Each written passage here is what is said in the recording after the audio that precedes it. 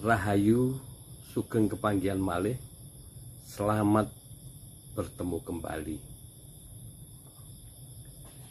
Dalam khasanah ajaran leluhur, ajaran budaya Jawa, ada satu ungkapan yang menyebutkan urip kang utomo, mateni kang sempurno. Ini artinya kalau kita hidup baik, beramal kebaikan, menabur kebajikan untuk sesama, maka kemudian hari di kehidupan berikutnya kita akan menuai kebaikan, kita akan menuai kegembiraan. Jadi kalau sekarang kita hidup utama, maka kelak berikutnya, entah kapan, pokoknya setelah ini, mungkin ketika kita tua juga bisa, kita akan hidup bahagia. Nah, celakanya kita seringkali lupa tujuan dari hidup ini. Kita seringkali beranggapan bahwa hidup inilah, hidup saat inilah yang utama. Hidup saat inilah yang merupakan tujuan dari kita. Padahal tidak demikian. Hidup sesudah mati, itulah tujuan kita selama ini. Itulah hidup di dunia keabadian, di dunia kelanggengan. Nah, hidup di saat ini itu adalah persiapan kita untuk hidup kelak. Jadi dalam kesempatan hidup ini seharusnya kita mempersiapkan segala sesuatunya dengan baik untuk bekal kehidupan kelak. Makanya sebenarnya ada juga piulang pelajaran hidup yang menyebutkan kasampurnaning pati mateni kasampurnaning urip. Nah, kita semua tahu bahwa kita selama ini beranggapan bahwa hidup yang sempurna adalah mengumpulkan banyak harta, hidup kaya, hidup berkecukupan. Ketika kita kepingin segala sesuatu, kita bisa mendapatkan. Itu hidup sempurna. Kita dikelilingi banyak orang yang memuja-muja kita, dikelilingi banyak penggemar, dikagumi orang, dihormati. Kita merasa itu yang sempurna dalam kehidupan. Nah, padahal ya tadi disebutkan kasampurnaning pati mateni kasampurnaning urip. Nah, kalau dibalik juga sama aja, kasampurnaning urip bisa mateni kasampurnaning pati.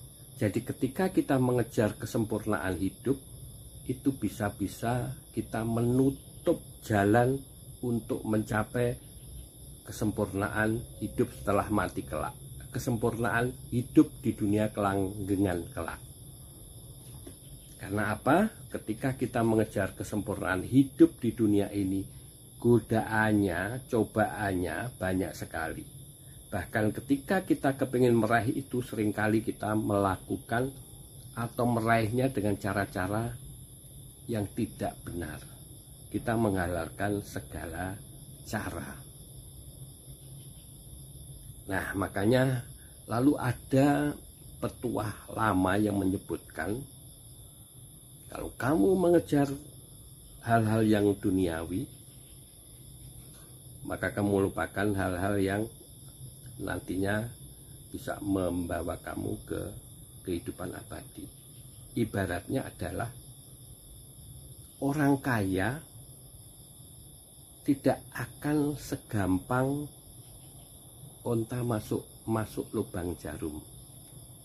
Itu lubang jarum. Jadi onta saja bisa masuk lubang jarum. Nah, sementara orang kaya akan susah untuk masuk ke pintu surga. Jadi janganlah terlalu berharap pada hal yang duniawi. Karena hal-hal yang duniawi ini seringkali membelenggu kita, menghalangi kita untuk menuju cita-cita hidup yang sebenarnya.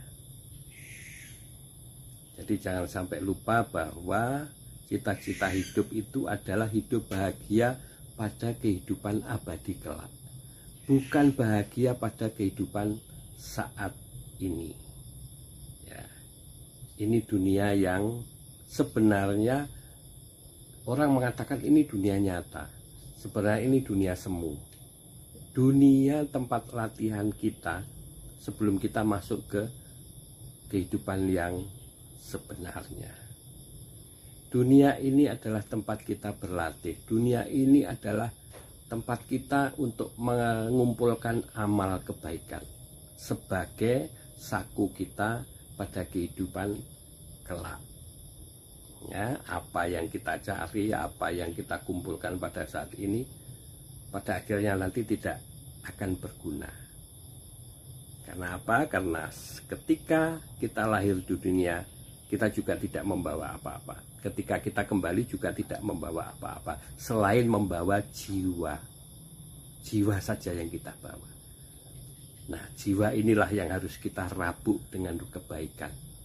Jiwa inilah yang harus kita bekali dengan amal kebaikan. Dengan